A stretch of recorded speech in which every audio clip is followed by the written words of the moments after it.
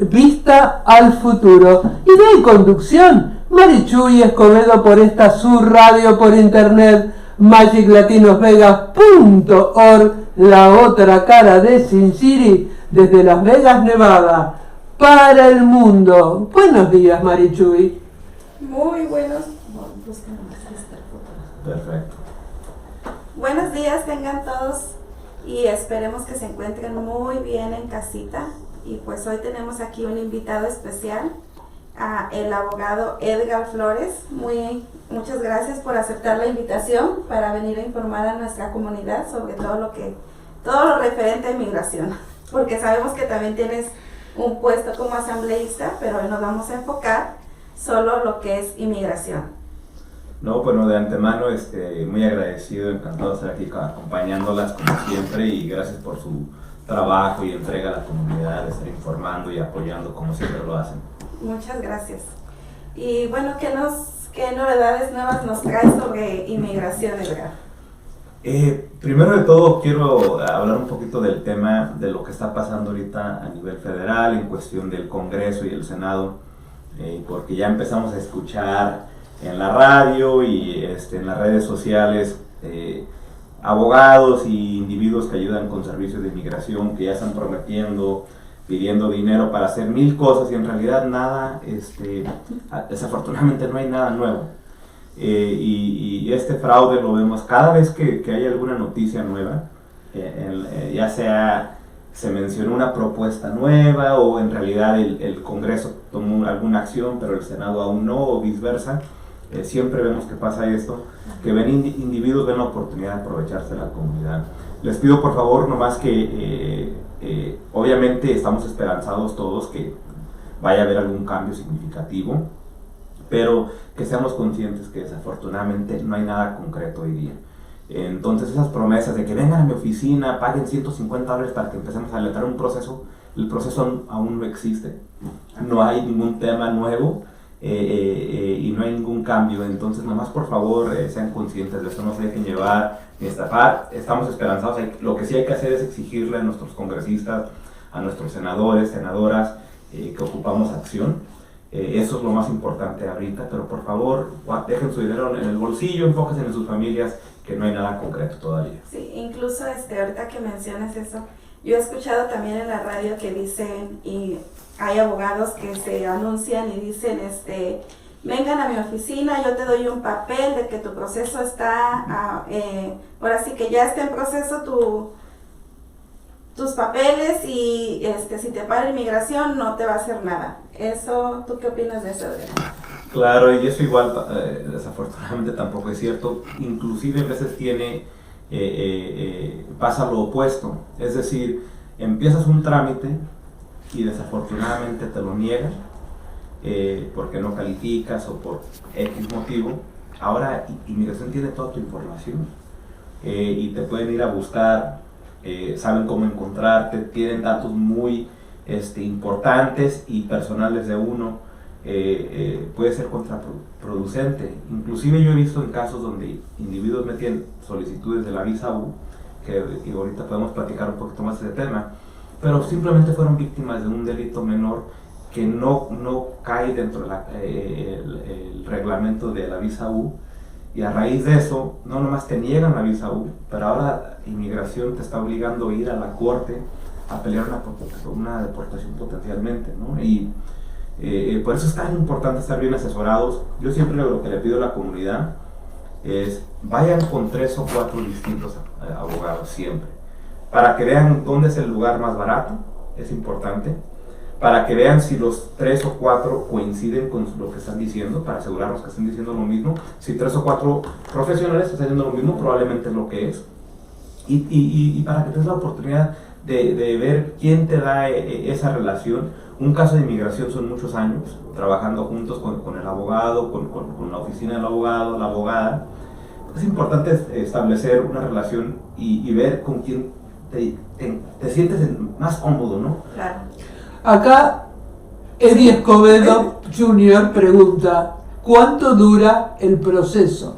Lo que pasa es que no sé a qué se refiere, qué tipo de proceso, qué tipo de visa. Claro, sí, no, pues bueno, Hablando de la visa U, porque iniciamos el tema ahí, y nomás para aclarar rápidamente para los que nos están acompañando, la visa U, cuando un individuo es víctima de ciertos crímenes, típicamente hablamos de violencia doméstica, una agresión con alguna arma, cosas fuertes, puedes pelear una visa U siempre y cuando cooperes con las autoridades. Se demora de 5 a 7 años. Es bien importante eso, porque por ahí escuchamos promesas, no, ahorita rápido te saco la visa U.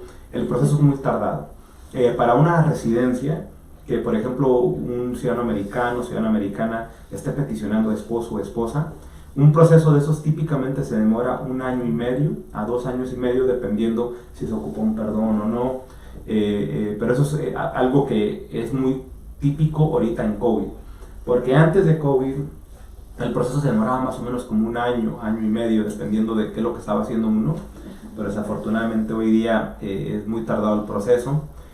Para todos aquellos que están saliendo, hay muchas personas que cuando uno ingresa a Estados Unidos sin permiso y lo peticiona a su esposa, esposo, tienen que hacerlo todo en el consulado. Típicamente hay que salir del país. Para esas personas ha cambiado el proceso un poco. Antes únicamente ibas a tu entrevista por un solo día. Hoy día sabemos que tienes que hacer un chequeo de antecedentes penales, tanto como un chequeo médico, y luego la entrevista ahora es de 2 días. El motivo que lo están haciendo así es porque quieren acelerar el proceso. Entonces el primer día uno llega y entrega el paquete en el consulado, en el país respectivo que le toca a uno, y al segundo día es cuando es la entrevista. Ok, y una pregunta es que, por ejemplo, cuando alguien ya metió para su residencia, le toca salir para otorgar un perdón. Cuando entras te dan como tu pase de entrada, ¿no? Así es. Y después te llega a la residencia. Y si no te llega a la residencia, ¿qué es lo que pasa en este caso? Ya, lo que pasaba antes es que la residencia se la daban a uno en donde fuera la entrevista. Entonces hablemos un ejemplo muy típico, Ciudad Juárez, donde uno va a su entrevista. Antes hace muchos años, enviaban la residencia a México, nada más que desafortunadamente se empezaron a perder muchas, y el gobierno americano se dio cuenta que quizás sería mejor que la residencia en sí te la den acá. Lo que te dan hoy día es un sello en el pasaporte. Ese sello indica que eres residente y tienes derecho tanto a trabajar como ingresar al país. Ya estando en Estados Unidos hay un paso que tiene que hacer uno le tiene que dar seguimiento a ese paso, se paga un costo y te llega a la residencia. Si por algún motivo no llega, y debe llegar dentro de un mes típicamente, se le habla a inmigración, ellos están monitoreando la fecha que se supone que se entregó y que tuvo que haber llegado, y si por algún motivo no, ellos van a poder identificar si hubo un problema con el correo o si el problema fue que simplemente se mandó al domicilio equivocado, que a veces pasa. Acá Brian Baltasar García nos dice: ¿qué se puede hacer cuando una víctima indocumentada de violencia doméstica no califica para la visa U porque no hay comprobantes del abuso como un reporte policial? Muy importante, y desafortunadamente esto pasa mucho, ¿no? Especialmente en el contexto de víctimas, que desafortunadamente en veces no se ven tanto con la oportunidad de salir de la situación en la que están, ya sea porque el control y el miedo es tan fuerte que lo hace imposible para la víctima, o en otras ocasiones, cuando uno por fin logra escapar de esa situación tan delicada, ya han pasado muchos años. Entonces, lo primero que, dependiendo de qué tanto tiempo ha pasado, hagan el reporte de policía de todos modos. Reporten el abuso, eso es muy importante, aunque haya pasado ya tiempo, eso es importante. Número 2, es muy importante también que uno, por su propia salud, no lo digo nomás por motivos de la visa U, por su propia salud, que busquen ayuda para que encuentren un soporte, ya sea con psicólogos, psiquiatras, consejeros, consejeras, etcétera, un grupo de apoyo para que uno tenga la oportunidad de empezar a documentar el daño. Para pedir la visa U, una de las cosas que uno tiene que hacer es poder demostrar que has apoyado a las autoridades en la situación, ¿no? Y uno dice, bueno, si nunca llamé a la policía, ¿cómo voy a demostrar eso? Pero reitero, puede hacer un reporte de policía después.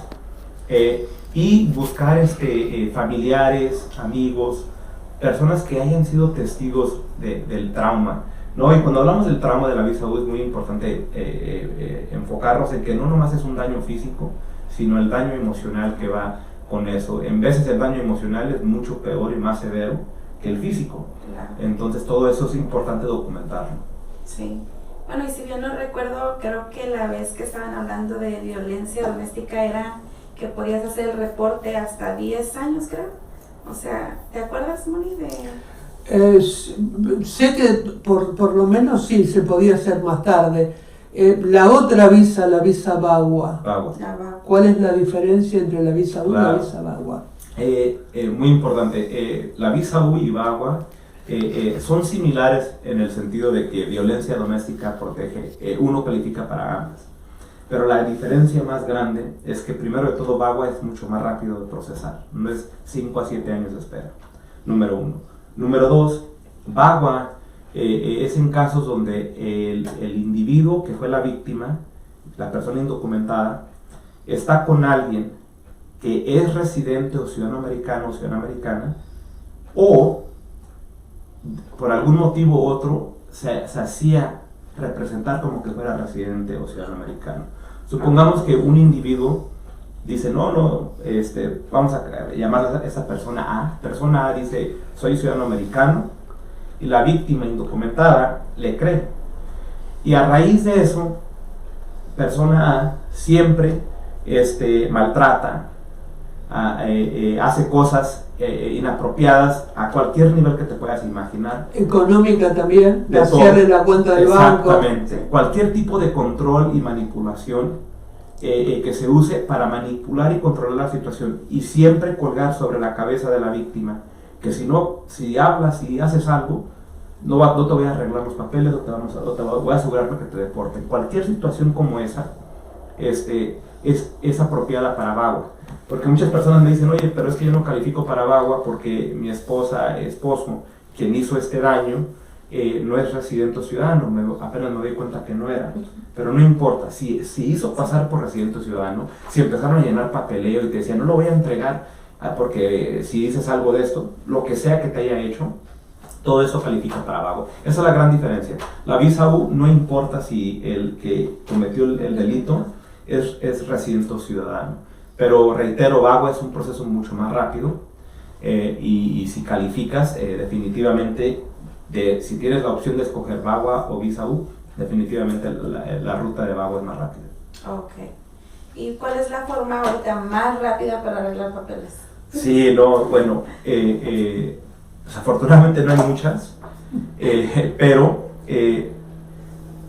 nomás para aclarar, porque hay mucha confusión, ¿no?, en cómo funciona el reglamento y inmigración constantemente están cambiando las leyes, pero típicamente ocupas a alguien que te peticione. Eso es el primer paso. Cuando vayas a hablar con un experto de inmigración, la primera pregunta es, ¿quién te puede peticionar? Hijo, hija, mamá, papá, esposo, esposa. Típicamente son los que pueden. Adicionalmente hay mucha conversación sobre, oye, un empleador. El problema del empleador es que te tiene que peticionar en tu país natal. Es donde empiezan los problemas porque uno no quiere salir del país, ¿no? Entonces el enfoque es mamá, papá, hijo, hija y esposo o esposa. Ya que identifiquemos quién es quien va a meter la petición, la segunda pregunta es, ¿ingresaste al país legalmente o no? Es decir, entrar con visa de trabajo, con visa de turista, con lo que se llama el Border Crossing Card. Muchas personas tienen su tarjeta que no sacaban el permiso de 6 meses para entrar a Estados Unidos, pero sí a la frontera. La pregunta clave es, ¿entraste legalmente sí o no? Si la última entrada fue legal, típicamente te puede peticionar alguien de tu familia inmediata. El problema es que, y me refiero a mamá, papá, hijo, hija, esposo o esposa. Okay. Pero el problema es cuando son hijos los peticionarios y uno ingresó sin papeles, que es muy común. Entré sin papeles, sin permiso a Estados Unidos, nacieron mis hijos, hoy día tienen 21 años de edad. Te pueden peticionar, pero a la hora de tratar de pedir la residencia, te exigen un perdón por haber ingresado al país sin permiso. Y en ese momento es cuando empieza el problema de quién va a meter el perdón. Es bien importante que sepan que un perdón típicamente y únicamente se puede meter a través de mamá, papá, esposo o esposa que sean residentes o ciudadanos. La excepción a esa regla es si alguno de sus hijos es miembro de las Fuerzas Armadas, Eso es bien importante. Si tienen hijos que son miembros de las Fuerzas Armadas, potencialmente van a poder arreglar, porque les dan algo que se llama parole in place. Es un documento especial que te lo sellan como si hayas ingresado al país legalmente, porque típicamente lo único que te para de poder arreglar papeles es que hayas ingresado sin permiso. Pero si tienes un hijo o hija en las Fuerzas Armadas, aunque ya estén jubilados y que lo hicieron hace X años, no importa.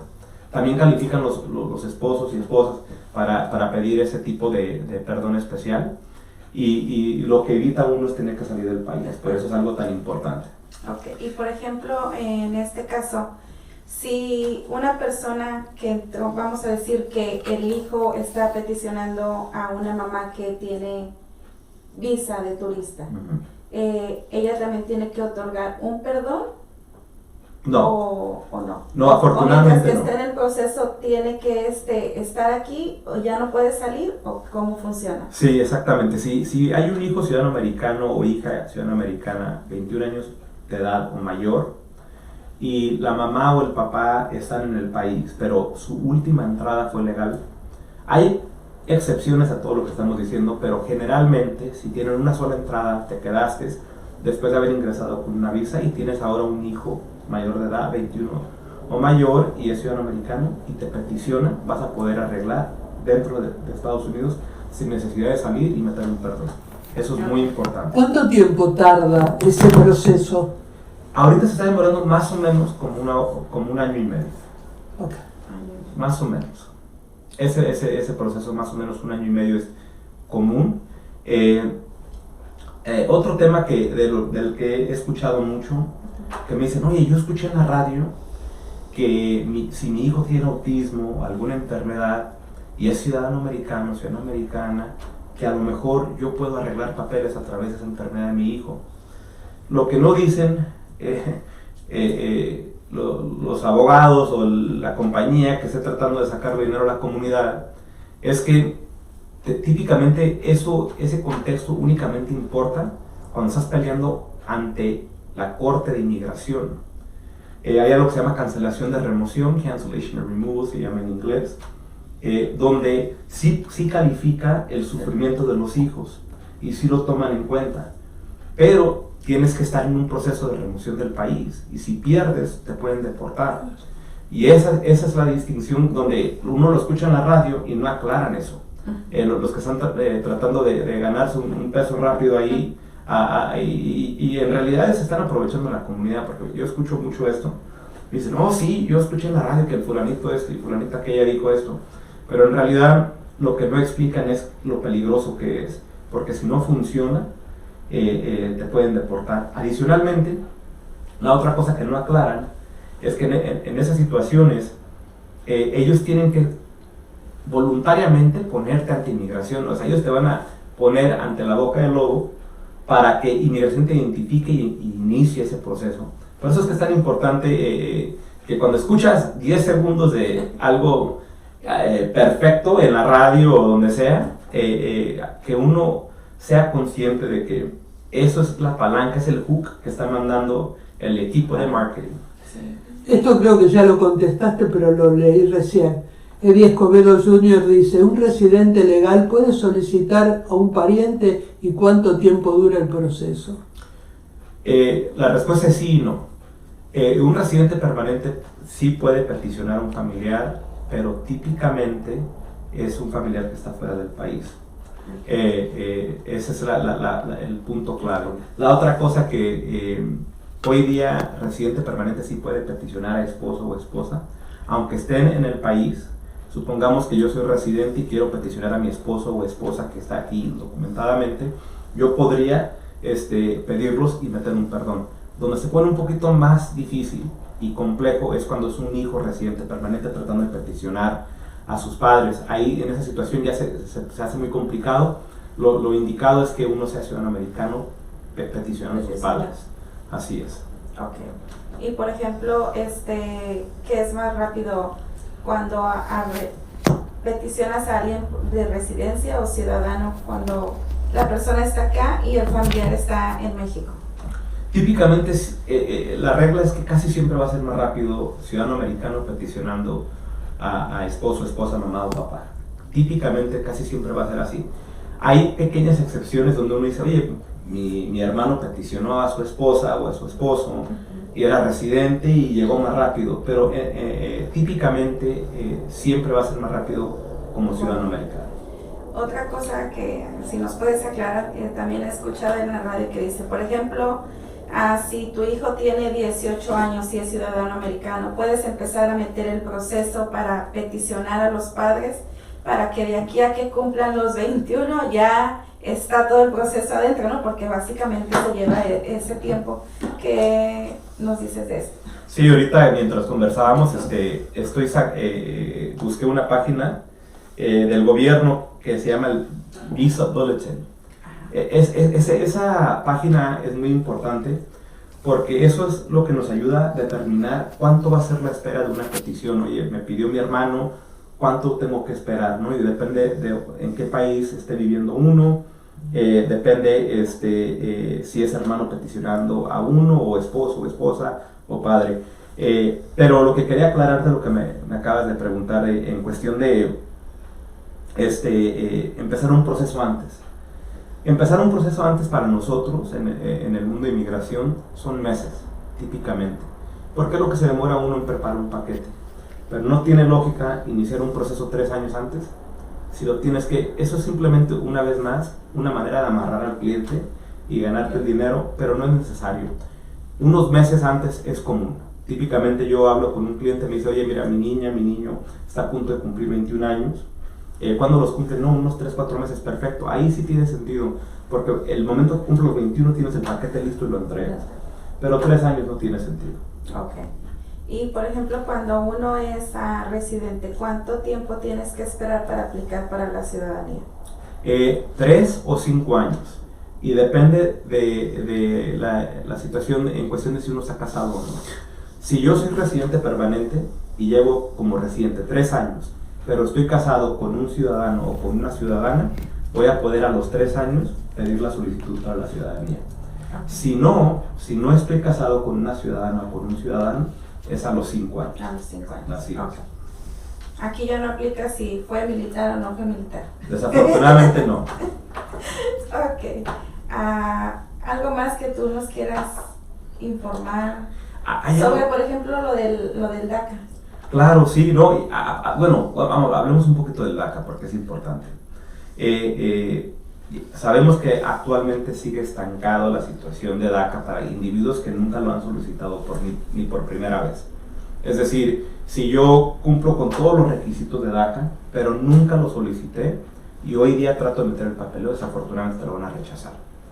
Pero individuos que tienen DACA, sabemos que pueden continuar renovándolo y eso en ese contexto estamos bien. Pero algo que no hemos tocado, que sí es muy importante, que también he escuchado esos 15 segundos en Facebook y en Instagram y la radio, de abogados tratando de, o en mi opinión, estafar a la comunidad, es con la conversación de discreción. En inglés se llama prosecutorial discretion, es una palabra que se está usando ahorita mucho. Inclusive el 29 de noviembre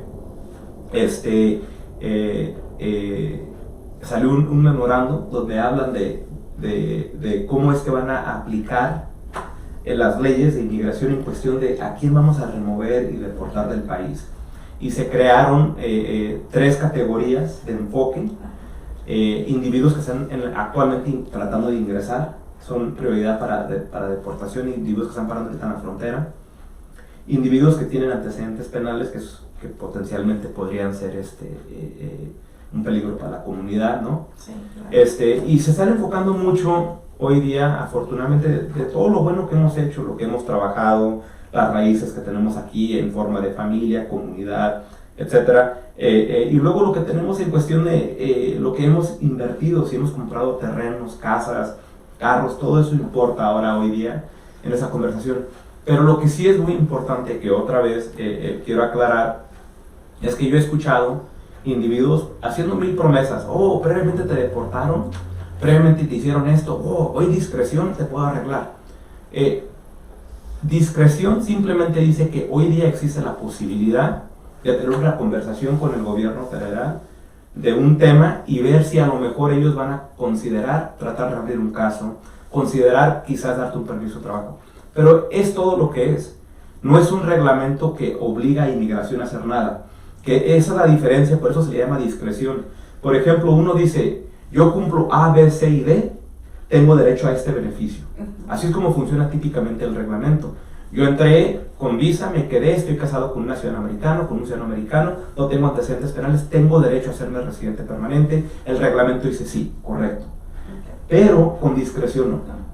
Discreción no hay una lista que diga, si yo cumplo con esas 8 cosas me lo tienen que dar. Puedes cumplir con todo en ese papel y aún así no te lo van a dar porque el oficial no quiso. Y así de fácil. Eso lo quiero aclarar porque sí lo he escuchado muchos abogados prometiendo, yo te arreglo esto, yo te hago aquello. Yo tengo clientes actualmente que me han llegado a mi oficina, me dicen, es que fui con esa persona y me prometió esto y no me robó el dinero.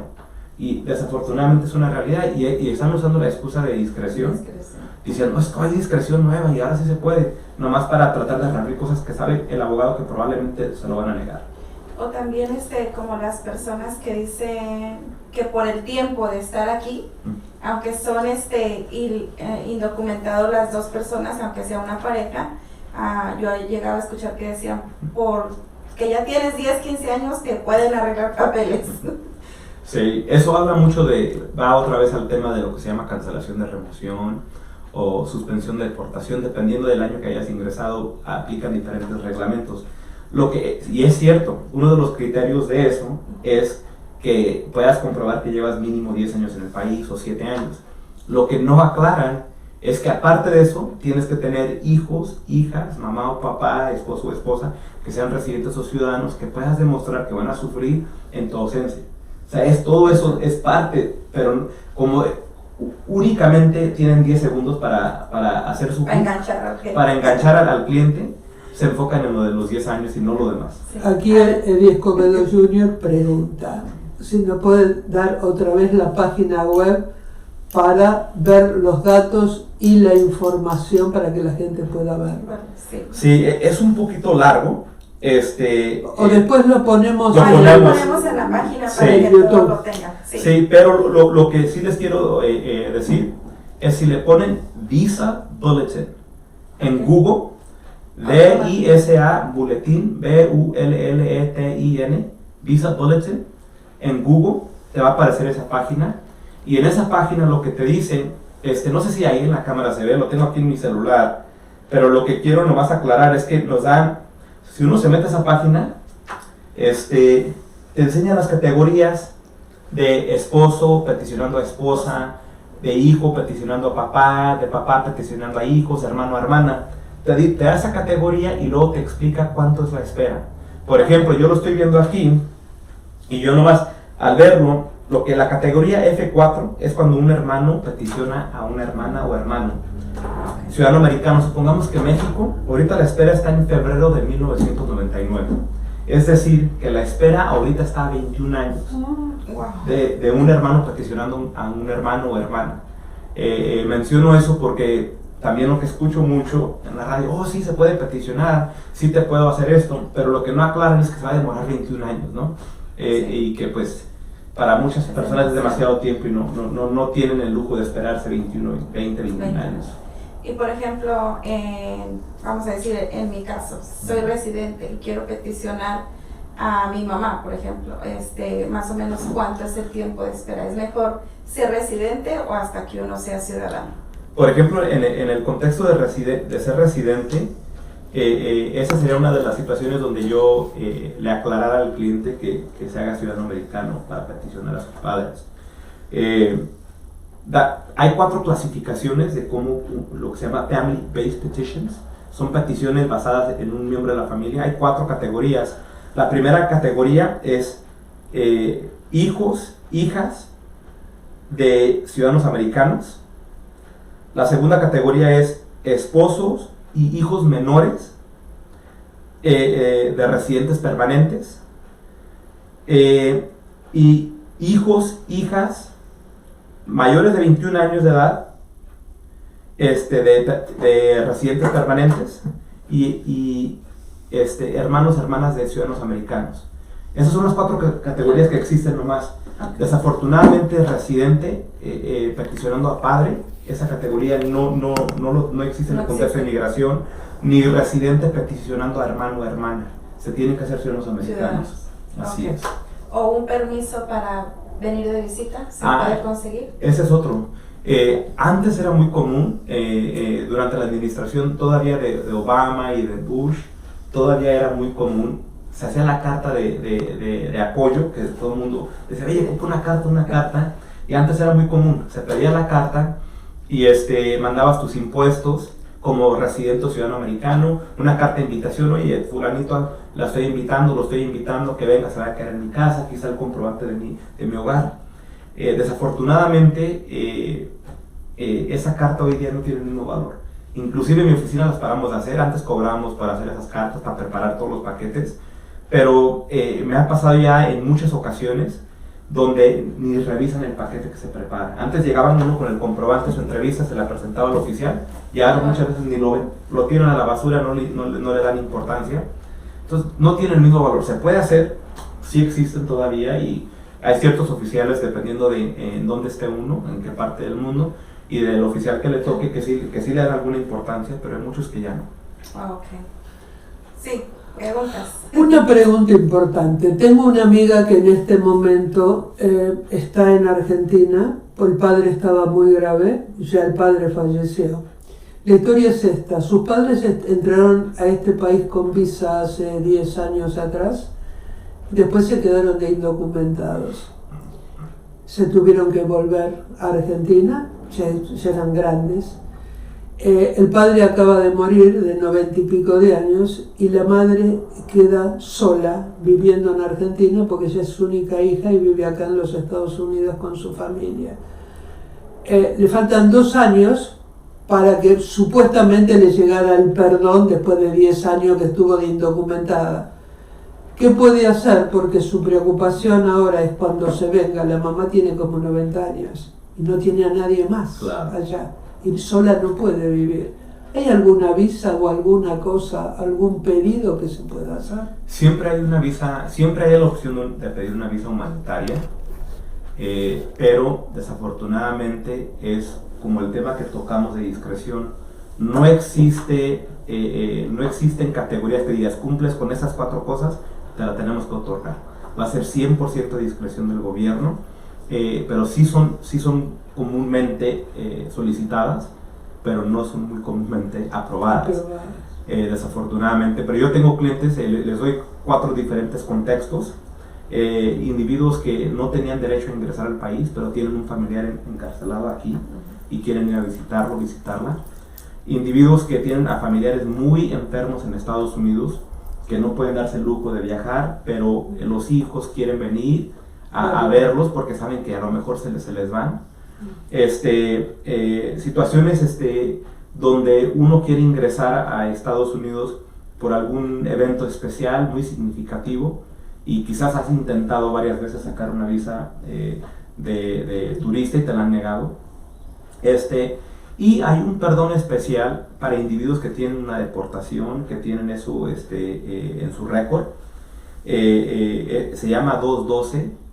Aunque tengas una deportación o que tengas un castigo de 10 años, se puede pedir ese perdón, pero reitero, es muy difícil que te lo den y tienes que tener un familiar dentro de Estados Unidos que sea el peticionario, que es típicamente esposo, esposa, mamá o papá, algo así. Pero sí es difícil, pero se puede intentar y eso se hace directamente. Mucha gente trata de contratar abogados para eso. No estoy diciendo que el abogado no va a ayudar a arreglar un paquete y presentarlo de la mejor manera, pero típicamente uno va a la frontera o va a su consulado y lo solicita ahí. Y por ejemplo con lo del DACA, sé que por ejemplo muchos jóvenes pues lo agarraron estando en la high school o temprana edad, pero ¿qué sucede por ejemplo cuando se llegan a casar? ¿Tienen que seguir todavía renovando su DACA o cómo funciona? Buena pregunta. Sí, es una pregunta que comúnmente escuchamos de todos los individuos que tienen DACA. 3 cosas. Hoy día, bajo la administración de Biden, se permite una vez más solicitar viajar con DACA. no vayan a salir del país sin primero les hayan aprobado el permiso. El motivo que es tan importante que te hayan otorgado ese permiso y que lo utilice uno, y típicamente, siempre, históricamente, desde que la administración de Obama daba este permiso, uno salía por uno de 3 motivos: humanitario, trabajo o escuela. Humanitario típicamente es, oye, está muy enferma mi abuela, mi abuelo, mi tío, mi tía, mis hermanos, o tengo un individuo que desafortunadamente a lo mejor no está muy enfermo, pero no sabíamos que existía en el contexto de que una hermana desaparecida y hoy día la encontramos, algo así, algo que diga el gobierno es un motivo humanitario para que viajen. El segundo, trabajo, muchas conferencias. Si yo me dedico a restaurantes, hay conferencias a nivel mundial de que te ayudan a fortalecer lo que sea, ¿no? Que estás buscando en lo que sea que te dediques, ya sea manejar X, un negocio, lo que sea. Y educación, muchas personas tienen una conferencia académica, quieren ir a un colegio, quieren ir un semestre, etc. Hay motivos académicos por el cual puedes viajar. El motivo que es tan importante eso es que la mayoría de las personas, el motivo principal por el cual no pueden arreglar, aún estando casados o casadas con un ciudadano americano o residente permanente, es típicamente por haber ingresado al país sin permiso. Eso es lo que nos hace el caso imposible. Afortunadamente, cuando uno viaja con DACA, al regresar te están sellando tu entrada legal. Ya no exactamente, ya no ocupas un perdón. Es bien importante que le saques beneficio a ese viaje. Acá Brian Baltasar García pregunta: ¿qué debería hacer un solicitante de VAWA o de la visa U que acaba de aplicar, pero que ya tiene orden de deportación? Bueno, todo depende de en dónde esté la situación, en cuestión de qué tan nuevo sea esa orden de deportación. Si a mí me acaban de dar una orden de deportación hoy día, típicamente tengo 30 días para apelar. Supongamos que yo voy a la Corte de Inmigración, estoy peleando un asilo político, cancelación de remoción, lo que sea, y yo pierdo. Tengo 30 días para apelar a la Corte de Apelación de Inmigración. Supongamos que no lo hice. Y en esos 30 días pasa el incidente que yo soy víctima de violencia doméstica. Es bien importante que contraten un abogado en ese sentido porque tienen que meter una petición para parar la deportación. Eso es primordial. Y simultáneamente meter la solicitud de VAWA o de visa U o lo que sea, para que el gobierno entienda que sí es correcto. Ya se dio la orden de la deportación, pero el día de hoy afortunadamente hay otra avenida alternativa. También hay unas peticiones que se llaman Motion to Reopen, que es una petición formal a la Corte para reabrir una previa deportación. También es importante porque ahí sí opino que si no hay antecedentes penales, probablemente Inmigración esté dispuesto a colaborar y trabajar junto con el individuo y decir, ok, vamos a meter el papeleo necesario, vamos a reabrir el caso y darte una oportunidad de que pelees tu caso de VAWA. Pero en esos casos sí recomiendo que busquen la ayuda de un profesional porque van a estar tratando mucho con la Corte y van a estar negociando directamente con Inmigración. Entonces sí es importante que alguien que tenga mucho conocimiento con esto, no cometer un error y más que nada, típicamente si metes una petición para reabrir un caso, tiene que ir bien documentado todo y quieres tener un abogado que te esté representando en ese contexto. Ok.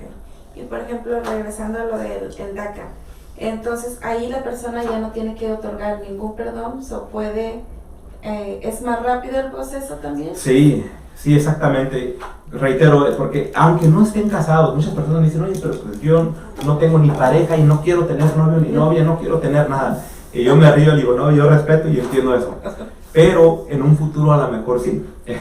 y ya que llegue ese momento, que tengas el lujo de decir, yo ya entré y salí. Aparte que saquémoslo provecho al hecho de que lo puedes hacer. Tantos años sin poder ver a ciertos familiares y convivir y hacer tantas cosas, date el lujo de ahorita que se permite de hacerlo. Aunque sea más por ese motivo. Y si ya después en el futuro tiene otro beneficio, pues qué bueno, ¿no? La otra cosa que es bien importante, que muchas personas me dicen, oye, ¿por qué hay algunas personas que después de que se casan con DACA tienen que pedir el perdón y hay otras personas que no. Hay dos tipos de individuos con DACA. Hay individuos que agarraron DACA desde que eran niños, 16, 17 años de edad, y hay otros individuos que lo agarraron a sus 22, 23, ¿no? El punto aquí es que si uno pide DACA y lo obtuvo y no hay lapsos, es decir, lo has renovado antes de que se te venza, antes de vencer el permiso y siempre has tenido DACA, no has acumulado tiempo en Estados Unidos sin permiso, porque has estado siempre con DACA como adulto. Inmigración no te va a castigar por lo que hayas hecho como niño, ese es el reglamento, y el tiempo empieza a contar a los 18 años de edad con 6 meses. Entonces, si yo tengo DACA y tengo 18 años de edad y 5 meses o menos, significa que yo potencialmente estoy protegido por lo que estoy a punto de aclarar. Esas personas, al momento que se casen y sean peticionados por su esposo o esposa, no van a tener que meter un perdón, porque no han acumulado tiempo en Estados Unidos después de los 18 años de edad,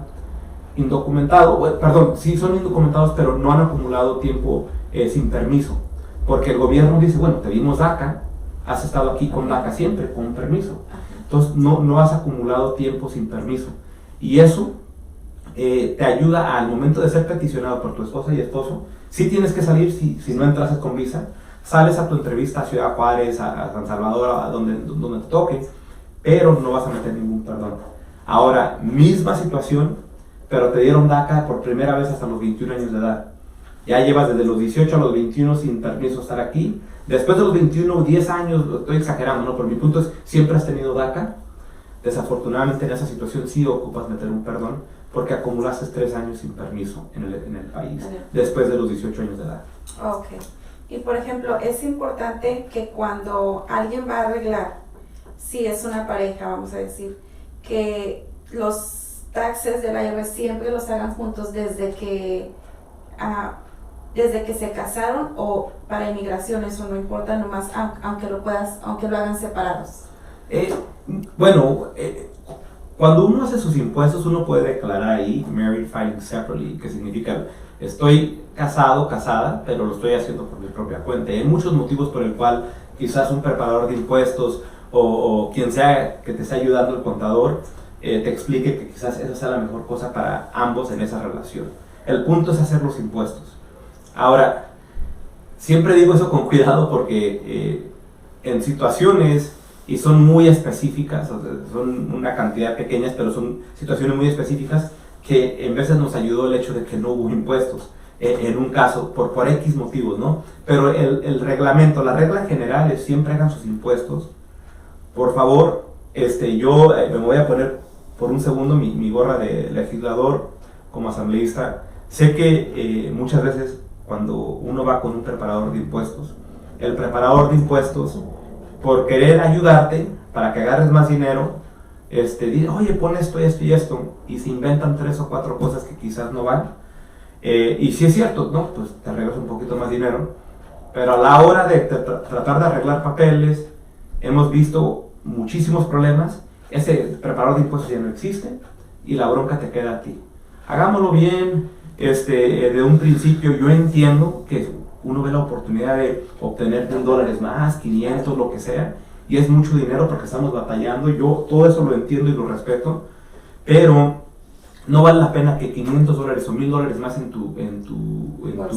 tu bolsillo sea el motivo por el cual 5 años después no te puedes ser residente o ciudadano americano o algo así. No vale la pena, no lo arriesguen, hagan las cosas como son. Y típicamente a la hora de querer arreglar, todo eso van a ser puntos a favor. Puntos a favor, ok. ¿Algo más? ¿Preguntas? ¿Ya no hay más preguntas ahí? Saludando a Edwin Carranza, que nos sigue viendo, y a Ana Pitelli. ¿Qué pasa, por ejemplo, cuando una mujer casada hace muy poco tiempo, porque hubo una convivencia previa, pero casada hace muy pocos meses, tiene una hija con una discapacidad bastante seria, está casada con este ciudadano americano, y este ciudadano americano la echa, la maltrata, ella se va de la casa, pero a la distancia, y como ella no quiere volver, ya le hizo varias jugadas sucias incluso la trató de estrangular en algún momento y ella no hizo la denuncia, y ella tiene miedo de hacer algo porque él le dice: yo soy ciudadano americano, voy a hacer que te deporten y te saquen a mí. Claro. ¿Qué hacer? Esa situación es el motivo exacto por el cual se creó el programa de VAWA. Esa será una situación donde el Congreso, cuando votó por este proyecto hace muchos años, específicamente estaban tomando en contexto eso. Se dieron cuenta que desafortunadamente mucha gente se deja manipular, controlar, y vive mucho sufrimiento por la promesa de que si no digo nada y me quedo callado, callada, no me deportan, y a lo mejor arreglo papeles con él o con ella, ¿no? La persona que está haciendo este daño. Pero esa es una situación ideal, es la situación indicada de hacer eso. Ahora, hay otra cosa que he escuchado mucho, que desafortunadamente me gustaría decir que no lo he escuchado, pero a través de los años he escuchado esa situación. Esposo, abusador, residente o ciudadano americano, peticionando a esposa, y a mediados del proceso, mientras está el paquete ya entregado a inmigración, pasa una situación muy delicada. Le pega, le hace algo, lo peor que te puedas imaginar, lo hace este individuo, ciudadano americano. Y uno dice: mejor me espero a que se tramite el papeleo, y deciden quedarse en esa situación tan delicada y peligrosa. Ahí donde le queremos recordar a la comunidad que esa es la situación VAWA. Es lo indicado, lo ideal. Salte de ahí, vete a pedir la ayuda que ocupes, enfócate en tu salud y la protección de tanto de uno y como sus hijos, y el gobierno se encarga de lo otro. Esa es la situación indicada para hacer un VAWA. Sí es cierto que a lo mejor se alarga un poquito más el proceso porque ya estamos tan cerca de arreglar lo que sea, pero no hay nada más importante que la salud de uno y que saber que uno esté bien. Claro. Acá Silvia Raquel Llería dice: interesante programa, gracias Mónica, saludos desde el corazón. Gracias. Y por ejemplo, ¿un ciudadano americano puede pedir al mismo tiempo a una esposa y a sus padres? Sí. Ahora, hay dos cosas que van a ser muy importantes en esa situación.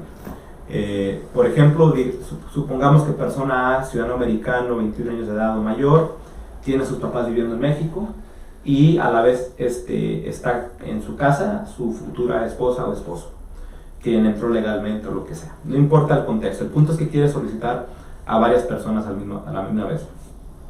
En esa situación, lo que va a importar es el ingreso del peticionario. El peticionario es quien está metiendo la solicitud, el residente o el ciudadano americano. Esa persona tiene que tener un ingreso para poder demostrar que va a ser el sostén económico para la persona que está solicitando.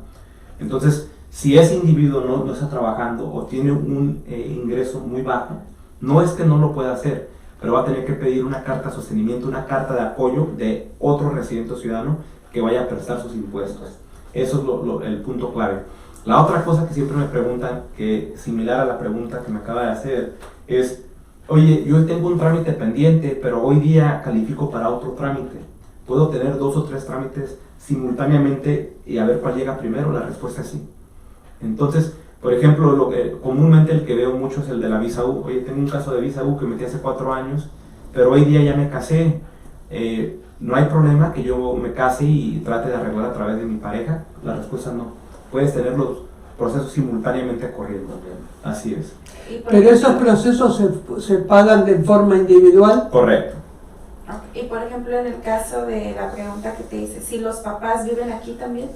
También, no hay problema. O sea, es el mismo procedimiento. Tiene que demostrar que él puede mantenerlos. Así es. ¿Sí? Aunque los papás vivan aquí. Correcto. Y el motivo es un poquito de un mito cuando dicen tienes que poder mantenerlos, porque en realidad lo que el gobierno quiere asegurarse es que en ningún contexto el individuo que está ingresando o está arreglando papeles vaya a empezar a recurrir a pedir servicios al gobierno, ¿no? ¿Qué es lo que dicen?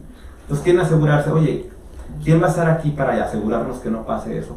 Que es donde está el individuo, que es el peticionario, o el patrocinador adicional, que en inglés se llama un co-sponsor. Pero en realidad el enfoque es así. Y otras personas me han dicho: oye, pero si yo firmo esa carta, yo he escuchado que el gobierno me va a venir a hacer una auditoría de todos mis ingresos y todo eso. En realidad es que eso típicamente no pasa. Sí tienes que entregar tus impuestos, tu W2, comprobante que estás trabajando como peticionario, pero eso de que el gobierno va a venir a tu casa, te van a quitar tu dinero y te van a meter a tu banco, no, eso no es cierto. Y por ejemplo, ¿cómo funciona en un dado caso que se necesite vamos a decir, el sponsor, ¿no? ¿Qué función tiene ahí el sponsor o cómo se maneja ese trámite para esa persona? Sí, entonces supongamos que yo soy residente o ciudadano y estoy peticionando a mi pareja, pero desafortunadamente no tengo el ingreso necesario, gano $18,000 al año, no basta mi ingreso. En esa situación, y supongamos que y voy a usar los 3 ejemplos porque en los 3 funcionan. Hablo con mi vecino, mi vecina, hablo con mi mamá o papá, y hablo con un primo o prima. Con que cualquiera de esas 3 personas, sea residente o ciudadano, y ellos sí tengan el ingreso necesario, ellos van a poder hacer la carta de sostenimiento, van a ser co-sponsors. Ellos entregan sus impuestos, igualito como lo voy a hacer yo, van a hacer lo mismo, van a comprobar que están aquí como residentes o ciudadanos, talones de cheque, sus impuestos, y se manda simultáneamente con los ingresos míos para que ellos vean. El peticionario entiende que no tiene el ingreso necesario, aquí hablando de mí, en la situación que creamos, y ya están preparados o preparadas, ya traen a alguien que va a hacer la carta de sostenimiento. Y eso es como típicamente funciona eso. Vas a ocupar que el co-sponsor, el patrocinador, la carta de sostenimiento lleve los 3 años de impuestos, W2, comprobante que siguen trabajando y que son residentes o ciudadanos americanos. Y después del proceso ya no los molestan. Así es. Eso que te estén mandando cartas y eso no, típicamente no, ni cuenta se daría a uno que estuvo involucrado en el proceso. Okay. Acá Brian Baltasar García dice: muchísimas gracias por todo lo que has hecho por la comunidad asambleísta Flores. Brian, saludos, gracias, lo agradezco mucho.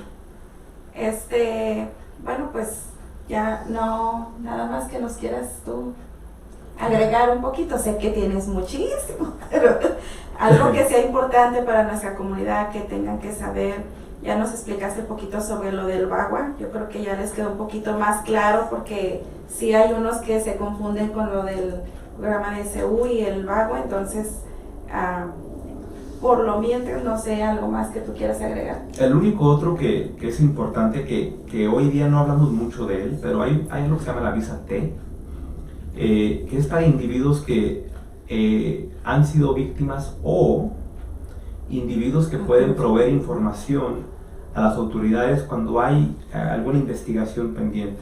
Un caso típico: yo vengo y soy víctima de tráfico de humanos, me están obligando a venir al país, me van a obligar a trabajar acá, y a medidas del proceso de que me están tratando de traer a Estados Unidos, nos capturan, ¿no? Llega el Border Patrol, llega inmigración y nos agarran a todos. Típicamente lo que pasa ahí es que el coyote, dependiendo de uno, en China le dicen snakeheads, que es la cabeza de la víbora, porque cuando caminan por el desierto, típicamente el que va de líder es el que va moviendo el grupo, y por eso se le dicen snakeheads. Entonces, dependiendo de uno, pero el otro lo conocemos mucho como coyote, típicamente la regla es: vale más que no digas nada, porque si dices algo lo va a hacer esto y eso tu familia. Uno viene amenazado, y pues por miedo típicamente la gente no dice nada. Pero cuando uno sí se anima y coopera con las autoridades, una de las cosas que pueden darte es una visa T, porque eres alguien crucial para la investigación que va a poder atestiguar en corte. El problema más grande es que típicamente mucha gente, por temores obvios, no quieren ir a atestiguar porque no quieren que le digan: oye, esta persona dijo algo, y que le pasa algo a un familiar en otro país, ¿no? Pero sí es algo que existe, lo hemos hecho. Muchas personas me han dicho: oye, yo vi que en esta casa hay mucho movimiento, sabemos que hay narcotráfico ahí, o tienen a menores de edad que le están haciendo A, B, C y D. Esa es una situación ideal para una visa T, porque estás cooperando con las autoridades, y las autoridades, a cambio por la cooperación y por el apoyo de parar ese mal, te pueden dar esa visa T. Ok. ¿Y nos puedes dar el número de tu oficina por si Claro. alguien gusta el servicio de Edgar Flores? Claro, de antemano menciono que en nuestra oficina tenemos accidentes de carro, hacemos divorcios y hacemos inmigración. Yo me enfoco en inmigración, pero mi socio se enfoca, Rodolfo González se enfoca en accidentes de carro, y tenemos otro colega, Steve Jiménez, que nos ayuda mucho con divorcios. Y también algo bien importante que algún otro día me gustaría que él viniera, para hablar de la importancia de prepararnos para la muerte, no algo que nunca queremos tocar el tema, pero desafortunadamente nuestra comunidad no está muy preparada para esos temas y no dejamos nada en su lugar. ¿Quién se va a quedar con la casa, el carro? ¿Qué va a pasar con las joyas? ¿Qué va a pasar con todo? Todo eso es algo que tenemos que planificar bien y asegurarnos. Lo peor que puede pasar uno, lo hemos visto todos, que cuando alguien muere, debe de que la familia se una para llorar y tratar de curarnos, nos empezamos a dividir y pelearnos por todo. Pero si uno deja todo listo desde mucho antes, es mejor, ¿no? Por eso lo menciono. Nosotros estamos ubicados en la esquina de la Eastern y Washington, un edificio gris y rojo, y el número de la oficina es el 702-778-3030, 702-778-3030, y reitero, yo me enfoco en todo la inmigración, pero mi socio y otros abogados que trabajan con nosotros hacen accidentes de carro, hacen divorcios, y hoy día Steve Jiménez nos está ayudando para prepararnos para todo lo que viene después de la muerte, porque es muy importante. Claro que sí, pues muchas gracias, Edgar, por toda la información. A ustedes. Esperemos que sea de gran ayuda para nuestra comunidad. Y pues, claro que sí, con mucho gusto nos das el número para poder traer a esta persona, porque sí es importante. Yo he visto muchos casos. Y pues ahí les ponemos de todos modos los datos en la página de Edgar Flores, en la oficina, en la ubicación donde se encuentra. Y pues muchísimas gracias, nos vemos la próxima semana, si Dios quiere, quiera Dios. Y bueno, y antes de cerrar, saludamos a Fermín Fuentes, que nos está viendo, pero también recordarles, antes de hacer el cierre de este programa, que hoy a las 6 de la tarde hay un programa especial de Frente a Frente, porque hoy es el Día Internacional de la Discapacidad, y en esta radio tenemos a Edwin Saladriaga, que es un invidente, así que hoy va a ser un programa especial.